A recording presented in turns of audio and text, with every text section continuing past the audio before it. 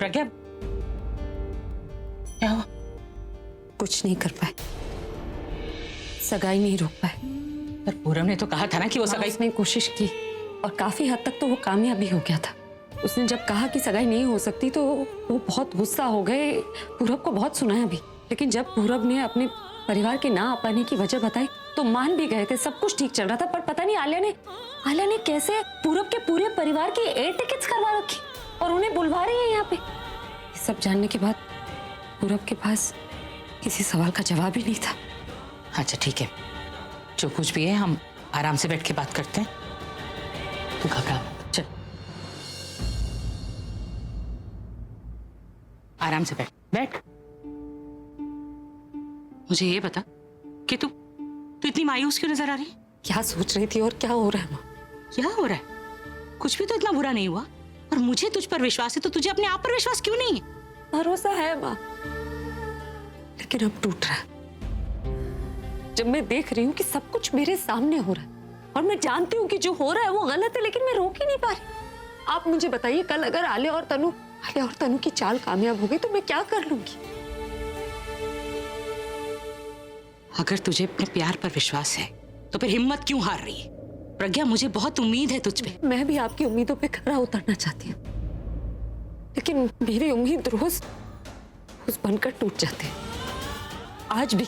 आज भी माँ, मैंने पूरा दिन इनके साथ बिताया। हम शॉपिंग के लिए गए और वहां मुझे बार बार ये एहसास दिलाया उन्होंने कि उनके मन में मेरे लिए अब भी प्यार। बस उन्हें उस बात का एहसास नहीं। हर रोज इसी उम्मीद से उस घर में जाती हूँ कि उनकी याददाश्त वापस आ जाएगी, लेकिन नहीं आती है ना।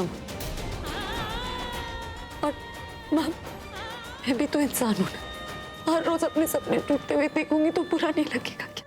प्रज्ञा, तुझे एक बात तो याद है ना कि तू उसकी पत्नी है, और एक पत्नी होने के नाते तेरा कुछ धर्म बनता है।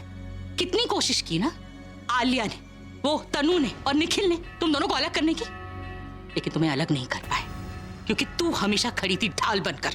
अभी के साथ कोई भी गलत चीज तूने अभी तक पहुंचने ही नहीं दी, क्योंकि ये तेरा धर्म है और तू अभी से इतना प्यार करती है।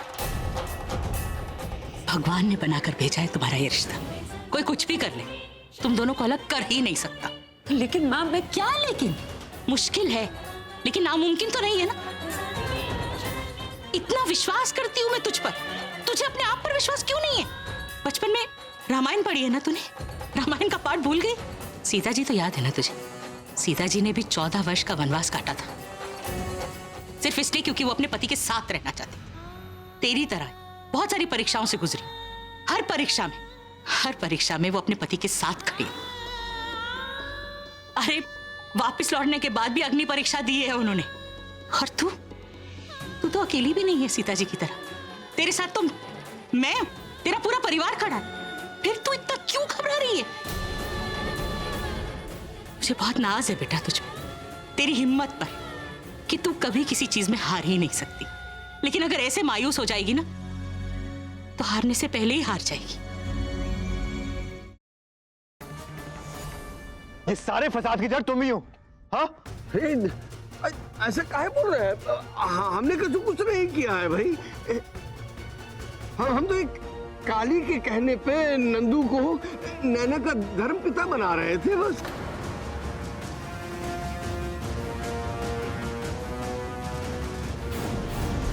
तुम्हें नैना का केयरटेकर क्या बना दिया? तुम तो अपनी हद ही भूल गई ना। इतना बड़ा झूठ, इतना बड़ा गेम खेला तुमने। I mean, उस बेचारी निकिता को फंसाने की कोशिश की। हाँ कोडियो, तुम्हारी वजह से तुम्हारी वजह से भाई ने उस बेचारी पर शक किया। तुम्हारी वजह से वो जेल गई, तुम्हारी वजह से एक इनोसेंट लड़की जेल गई, और इसकी वजह से सिर्फ तुम्हारी नहीं, उसकी नहीं, हमारी पूरी कंपनी की बदनामी होगी। How could you, how dare you.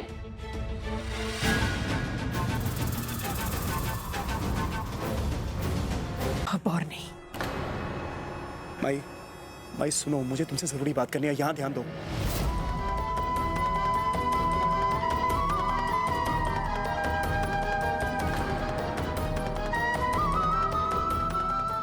भाई यहां ध्यान दो, मुझे तुमसे जरूरी बात करनी है। विश्वास नहीं होता, सत्या मामा मुझसे इतनी नफरत करती। देखा अलीना को माई समझकर कितना परेशान कर रही है। क्या मैं इतनी बुरी हो सकती? तेरी शादी मैं इच्छा से